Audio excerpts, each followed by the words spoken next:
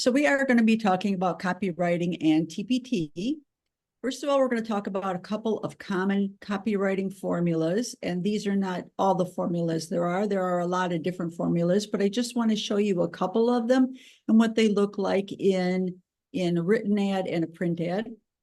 We're going to talk about the sales funnel and a copywriting formula called AIDA. We're going to talk about keywords. We're going to talk about TPT product promotion. We're going to talk about benefits and features, knowing your customer, a values hierarchy, some common teacher pain points, and then presenting your product as the solution via the USP or unique selling proposition. So the first copywriting formula is probably one that you're all familiar with. It's called AIDA, and it stands for attention, interest, desire, and action. And the idea is that as your customer moves through these different stages, they develop more and more interest and desire for your product, and finally it compels them to take action. So let's see what that looks like in an ad. This is an ad for Bow Skincare, and you can see that they grab attention by saying it's Skin Confidence Bottled. Then it says our handmade, organic, and vegan certified skincare range, and so on. So they spark interest. Then they stir desire. And they say, imagine being able to leave the house feeling self-assured, even with a bare face, and still feel as beautiful as if you were wearing makeup. So right there is the benefit. That you will develop self-assurance, feel confident, that kind of thing.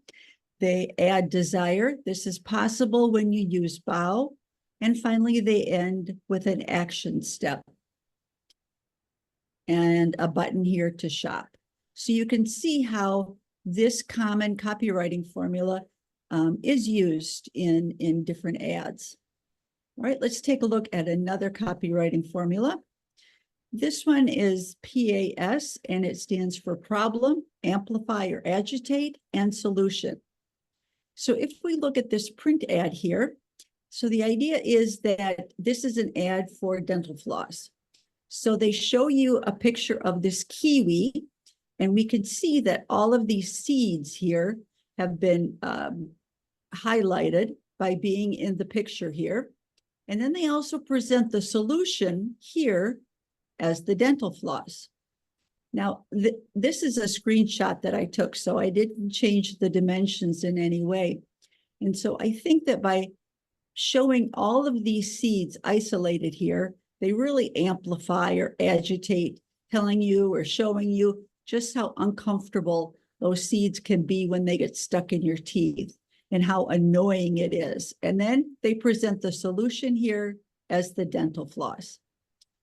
So again, this is a common copywriting formula, and you can see how it is used in this ad.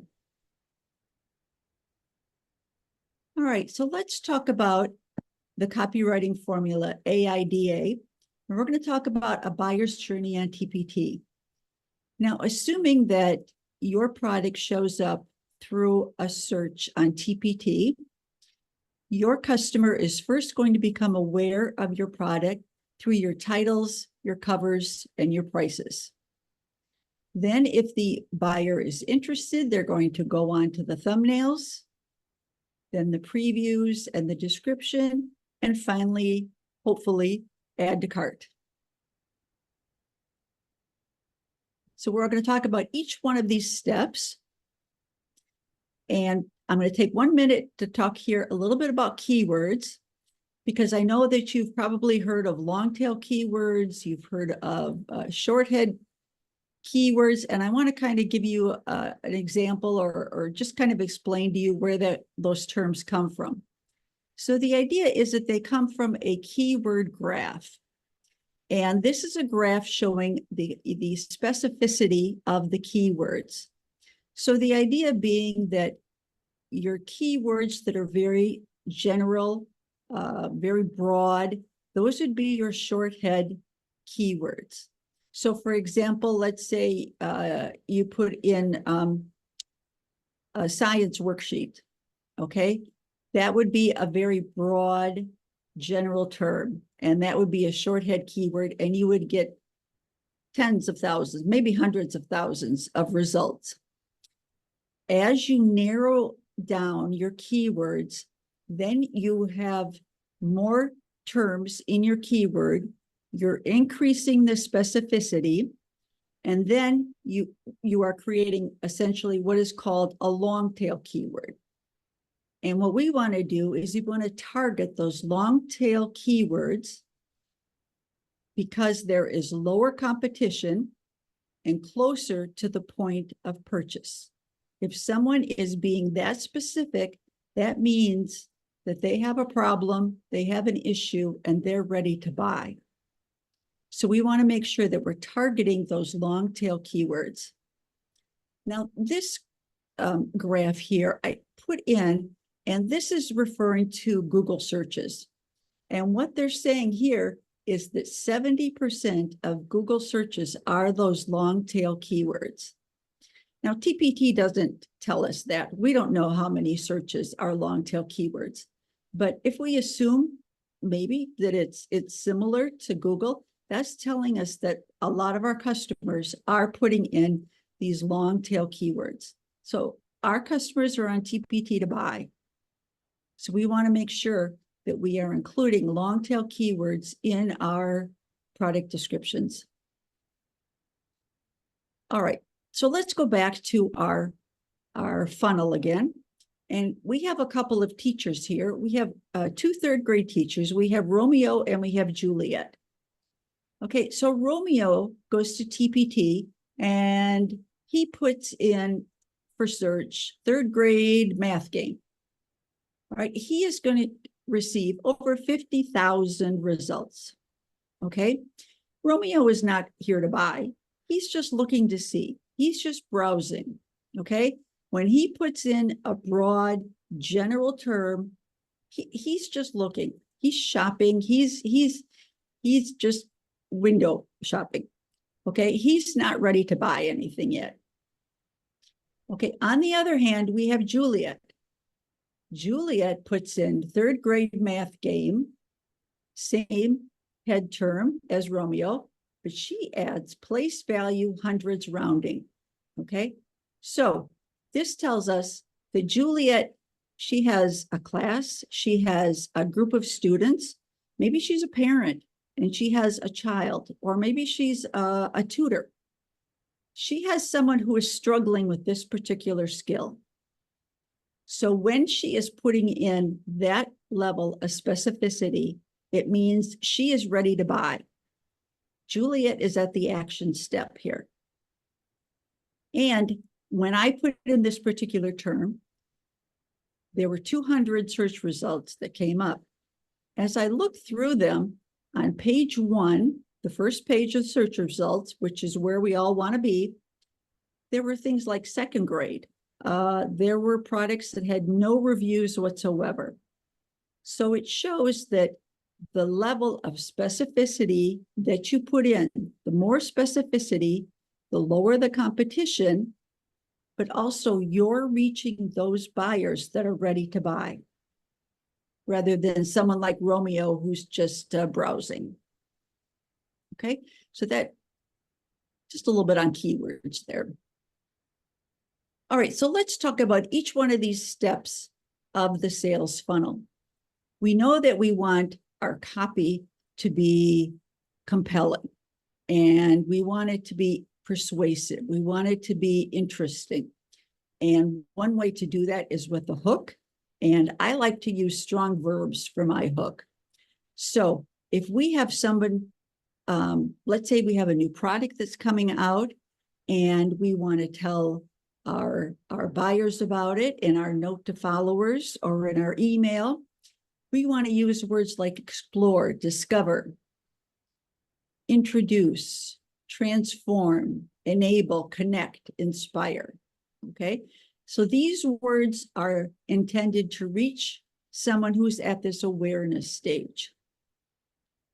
All right, then as our buyer moves through the sales funnel, we want to use words like captivate, enrich, cultivate, imagine, develop, achieve, boost. These are all action-oriented verbs, and they are all considered to be persuasive ones as well. And finally, when our buyer is at the action stage, we want to use words like grab, secure, claim, own, add, solve, deliver. So you can see that as you guide your buyer through the different levels here of the sales funnel, we can use different words in a persuasive way to try to serve our buyers. Okay. So today we're going to be talking about using keyword-rich copy with strong verbs, and we've just talked a little bit about that. We're going to talk about benefits and the emotional benefits. We're going to talk about features, pain points and solutions, adding some testimonials, how to use your product, and then finally concluding with a call to action. To keep the reader's attention, your copy needs to be informative as well as easy to read. So we want to make sure that we're using things like bullet points and lists, italics and underline, short sentences, short paragraphs and spacing, and write in the present tense because it's more engaging. So our goal is to make sure that our copy will turn a browser into a buyer. Okay, the first objective of your copy is to be keyword rich.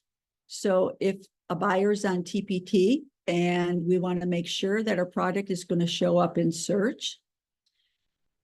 The second objective is we want to hook the buyer's attention to keep them reading. If we lose them in our product descriptions or in our copy on our preview, then we've lost the sale. So we want to make sure that we're keeping that buyer's attention to keep them reading. Copy that is keyword stuffed and AI generated, they typically sound fake and they will turn off buyers. Okay, we're going to talk about features and benefits. And I know that this is something that Chris has talked about before. Again, features are those factual statements about your product. They are very descriptive, they are factual, and they appeal to the logical part of our brain. Benefits are what your product will do for the buyer. The results or outcomes that a buyer can expect. They appeal to the emotional part of our brain. And I just read somewhere that 86% of our purchases are shaped by our emotions. So we want to make sure that we are using those benefits in our copy because benefits do appeal to those emotional. Okay, so just a couple of short sayings here. We want to,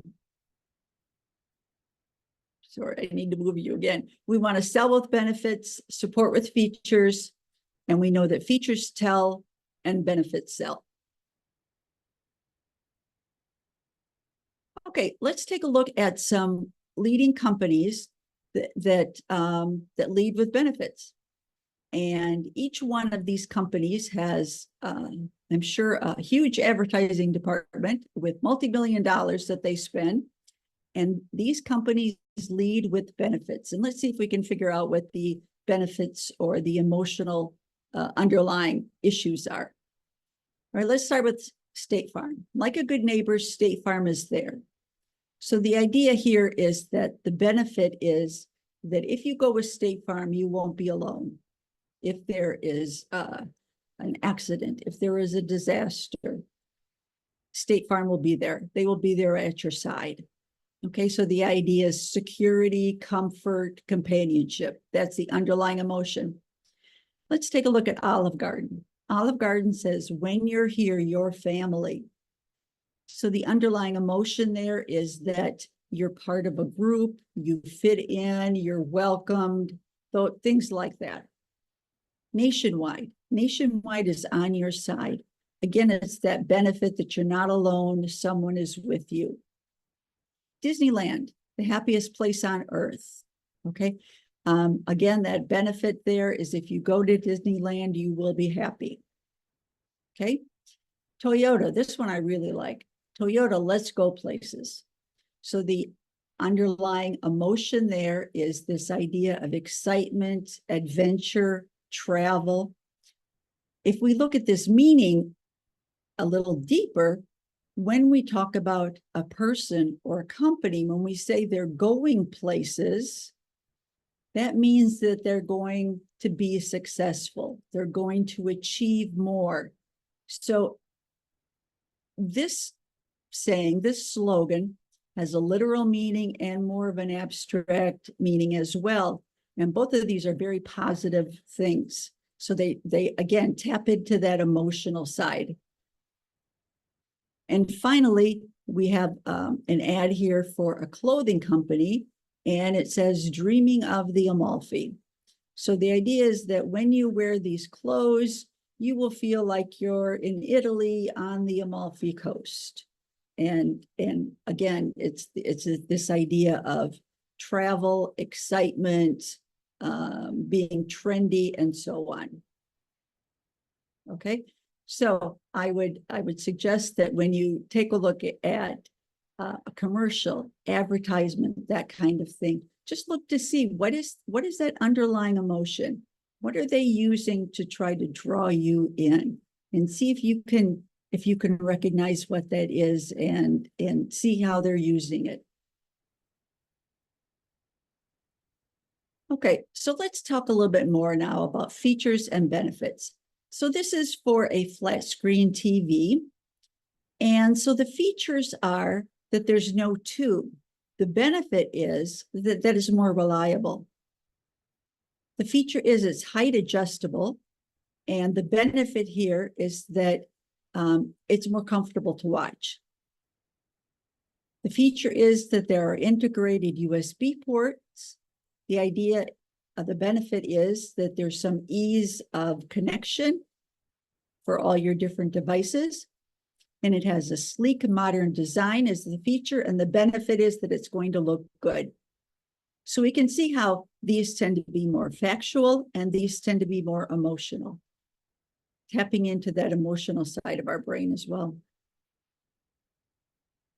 Okay, as I said, features and benefits work together. So the features are the components of your resource. This is where you include the specifics of your product, that your product has assessments, rubrics, test cards, charts, so on. The benefits are the outcomes or the results that a buyer will experience by using your product. List how the product is convenient, evidence-based, time-saving, etc. And this is just a couple of phrases that I use sometimes when I'm trying to think of what are the features, what are the benefits. So the idea is that use this feature for this benefit. So we might say something, a feature that we might have would be a list of websites. So use these linked websites so that you don't have to search them out. Okay, they're all included for you. What's another feature here? We could say use these answer keys. And the benefit there would be that grading is easier. Grading is simplified. Okay, so the idea is that you want to show how your benefit of the particular features that you have, show how that will benefit your reader or your buyer. Okay, so let's take a look at this a little closer. And the idea here is that the features are written in the blue text. The benefits are written in the purple text. So sentence stems are the feature, and the benefit is that they support reluctant writers. Differentiated activities. I think someone who taught ESL talked about having differentiated activities and different levels. And the benefit is that it reaches all learners, reaches all English language learners. Okay. Rubrics. Rubrics will facilitate self-assessment. Digital and paper versions make assigning simple. Anchor charts highlight key information. And there are partner tasks so students learn from each other. So we want to make sure that we're putting in all of those benefits. And I would suggest that you lead with benefits. Make sure that you're putting those benefits at the beginning of your copy. Too often I see people starting with the features, and features features don't appeal to us as buyers. We know that most of our buying decisions are emotionally based. So start with something that is emotional for our buyers, okay? Talking about the benefit that they will receive.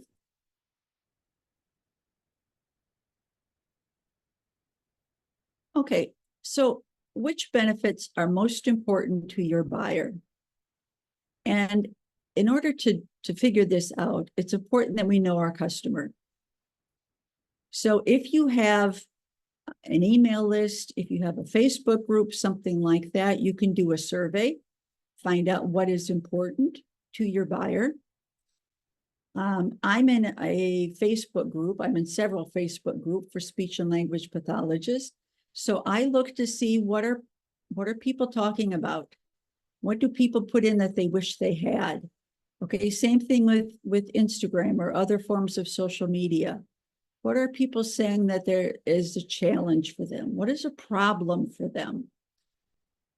Get to know your customer, and that's going to help you to isolate and identify what those benefits are that matter to your customer, and that's going to help you write your copy. Now, I've listed a few benefits here. And again, benefits can be teacher-centered or they could be student-centered. So for example, a teacher benefit might be that it's easy to use. A student benefit might be that they're practicing real life skills. So you want to highlight that what are the benefits for the teachers and what are the benefits for the students. And now, if you are creating, say, lesson plans, maybe it'll be a little bit more of the teacher benefits. But again, that's just something to think about when you're writing. Another way you can figure out what benefits matter to your buyers or your customer is to look at your reviews.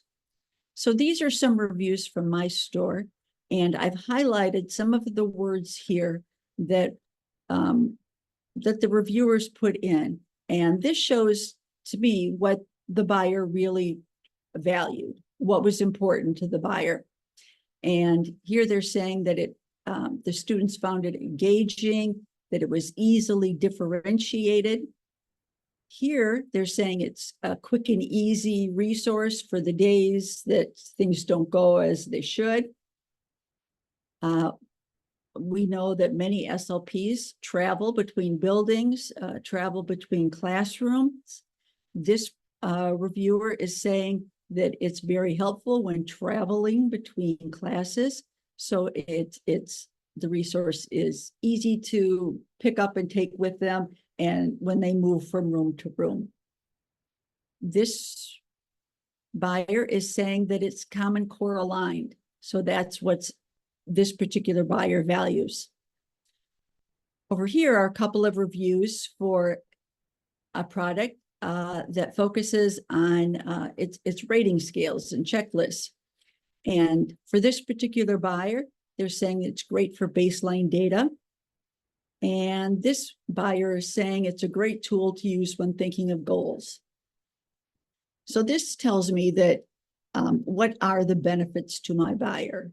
What does my buyer treasure? What do they value? And so those are things that I want to highlight in my copy. All right, so I would suggest that you get to know your customers and find out what do they value. And I've just got a list of things here just various ideas.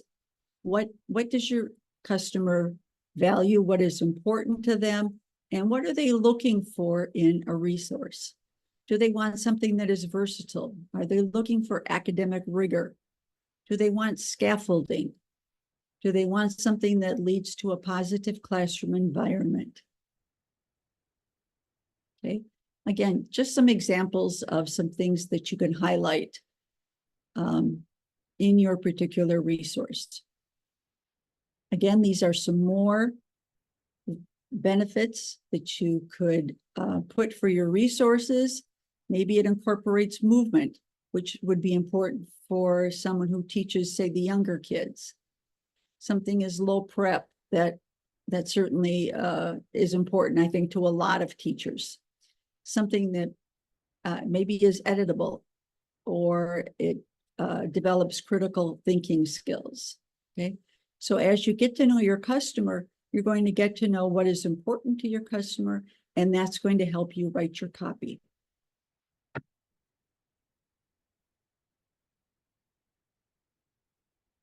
Okay, we also want to think about the problems that a particular buyer or a particular teacher is facing. Remember, if you think back to Juliet, we decided that Juliet has a group, or she has students that are struggling with those math facts and place value rounding to the hundreds. Okay, so when you can identify problems that your buyer faces, that's also going to help you with your copy. So maybe your teacher struggles because they don't have enough time for planning and prep. Maybe they're having a difficult time dealing with student mental health. Maybe they have a lot of paperwork and documentation demands. Okay, show them how you understand that these are common pain points and you have the solution to it. You have an answer for it. And then you're going to position your product as that solution, as that answer. And again, pain points, just like benefits, can be teacher-centered or student-centered. Okay, let's talk a little bit about the unique selling proposition. So the USP, or unique selling point or proposition, is the essence of what makes your product or service better than your competitors and solves your customer pain point. In our marketing, in our copy, we want to communicate clearly and quickly what our USP is, what our product has that no one else has.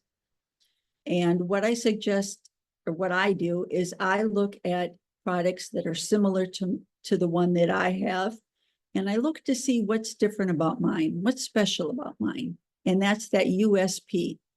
So I may be putting that USP on the thumbnail. I'm going to put it in the preview. I might even put it in the snippet in my product description, because I want to communicate that USP quickly and clearly to show buyers that my product is different. My product is better. So again, we want to take a look at what the buyer wants, what our product does well, and what other products are lacking.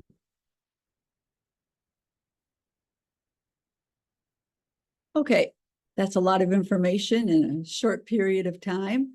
I do have a resource that helps you with your product descriptions. It has lists of sentence starters, strong verbs, pain points, benefits, features. It has sample wording and that kind of thing. So if you are interested, you can find that at my TPT store. I also have a resource on writing snippets, and I have a framework there that you can use to make sure you're getting in those all-important keywords so that we're showing up in search. And if you're interested in that, that is also in my TPT store.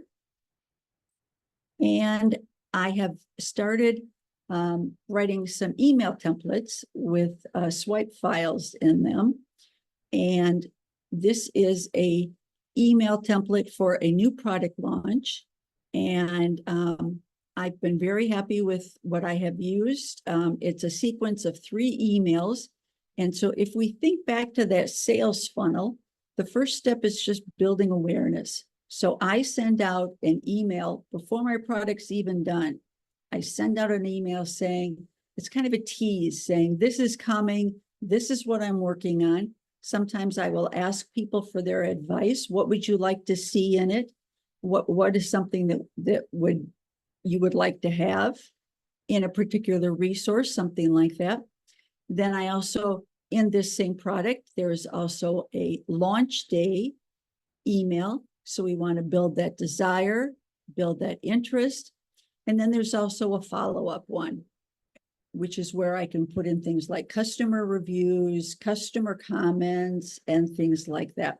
So if you're interested in that, that is also in my TPT store, just to help you with some of those emails. And I know writing emails can be a challenge as well. And finally, I do have an email list, which is advice and tips just for TPT sellers. And if you are interested, I'd love to have you join, and you can get some more ideas. I put out weekly emails with tips for TPT sellers. And when you sign up, you will also get a downloadable template for writing your snippets. So I want to thank you for your attention. I want to thank Chris for inviting me to talk tonight. Okay, my TPT store is my name, Peg Hutson, and it's Hutson with a T.